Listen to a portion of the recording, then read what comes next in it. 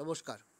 নাগরিক মনের এই প্রতিবেদনটি সদ্য ঘটে যাওয়া সুপ্রিম কোর্টের নির্দেশে 30,000 চাকরি বাতিল মামলার প্রেক্ষাপটে গত 3রা এপ্রিল 2025 দেশের সর্বোচ্চ আদালত 26,000 চাকরি বাতিল মামলার রায় দিয়েছিল। তাই এই রায় পুনর্বিবেচনা চেয়ে সুপ্রিম কোর্টের দ্বারস্থ রাজ্য, এসএসসি এবং আগামী বৃহস্পতিবার এই মামলার শুনানির সম্ভাবনা রয়েছে। 26,000 চাকরি বাতিল মামলায় সুপ্রিম কোর্টের রায় পুনর্বিবেচনার আর্জি জানালো রাজ্য এবং স্কুল সার্ভিস কমিশন। দীর্ঘ আদালতে পুনর্বিবেচনার আর্জি জানিয়েছে তারা।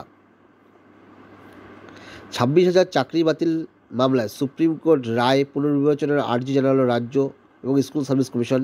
শনিবার তারা শীর্ষ আদালতে পুনর্বিবেচনার আর্জি করেছে। সুপ্রিম কোর্ট সূত্রে খবর, আগামী 8ই মে ওই মামলার শুনানির সম্ভাবনা রয়েছে। ওই দিন মামলাটি শুনবে প্রধান বিচারপতি সঞ্জীব খান্না ও বিচারপতি সঞ্জয় কুমারের বেঞ্চ। রায় ঘোষণার 1 মাসের মাথায় পুনর্বিবেচনার আবেদন করল এসএসসি। এর আগে সাংবাদিক বৈঠকে এসএসসি জানিয়েছিল, যোগ্য অযোগ্যদের বাছাই করে আগের রায় পরিবর্তন বা নতুন রায়ের আবেদন জানানো হবে। সেই মতো তারা আবেদন করেছে।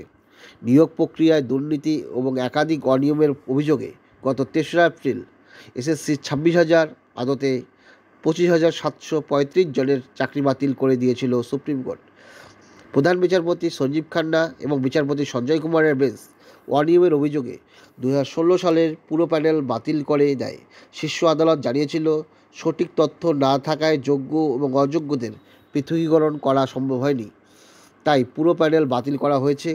নতুন করে নিয়োগ প্রক্রিয়া শুরু করবে এসএসসি। দাগি বা চিহ্নিত অযোগ্যদের বেতন ফেরত দিতে হবে। সুপ্রিম কোর্টের এই রায়ের কোনো অংশেই এখনও অবধি কার্যকর করা হয়নি। এসএসসি এবং রাজ্য আগেই জানিয়েছিল, পুরো রায় খতিয়ে দেখে পুনর্বিবেচনার আর্জি বা রিভিউ পিটিশন করা হবে। সেই মতো সুপ্রিম কোর্টে আবেদন জানানো রাজ্য। সুপ্রিম কোর্ট সূত্রে খবর, গত 3রা এপ্রিল এসএসসির মামলায় রায় ঘোষণা করেছিল, আর 3রা মে রিভিউ পিটিশন করতে চেয়ে আবেদন করা হয়। রায় ঘোষণার ঠিক 1 মাসের মাথায় রায়ে পরিবর্তন চেয়ে মামলা দায়ের করল রাজ্য এবং এসএসসি। আগামী 13ই মে প্রধান বিচারপতি সঞ্জীব খান্না অবসর নেবেন। তার আগে আগামী বৃহস্পতিবার তার বেঞ্চে এই মামলার শুনানি হতে পারে। পুনর্বিবেচনার আর্জি খারিজ হতে পারে বলে মনে করছেন মূল মামলাকারীর আইনজীবীরা। এ প্রসঙ্গে আইনজীবী ফিরদৌস সামি বলেন, যে কারণে সুপ্রিম কোর্ট পুরো প্যানেল বাতিল করেছে তাতে এই রায় পুনর্বিবেচনা হওয়ার সম্ভাবনা খুবই কম। পূর্বের রায়ই বহাল রাখতে পারে আদালত। এর আগে মধ্যশিক্ষা পর্ষদের আবেদন মেনে নিয়েছিল সুপ্রিম কোর্ট।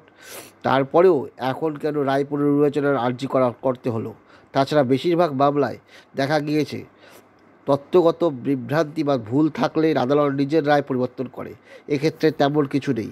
এর আগে রায়ে বদল চেয়ে সুপ্রিম কোর্টে আবেদন করেছিল মধ্যশিক্ষা পর্ষদ। তাদের আবেদন ছিল, এত শিক্ষকের চাকরি বাতিল হলে রাজ্যের শিক্ষা ব্যবস্থা ভেঙে পড়বে। অনেক স্কুলে বিষয়ভিত্তিক শিক্ষক শূন্য হয়ে যাবে, ফলে ক্ষতি হতে পারে মাধ্যমিক, উচ্চ মাধ্যমিক পরীক্ষার্থীরা। গত 17 এপ্রিলের পর্ষদের ওই আবেদন মেনে সুপ্রিম কোর্ট শর্ত সাপেক্ষে প্রধান বিচারপতির বেঞ্চ জানায়, আপাতত নবম, দশম ও একাদশ, দ্বাদশ শ্রেণীর শিক্ষকরা স্কুলে যেতে পারবেন।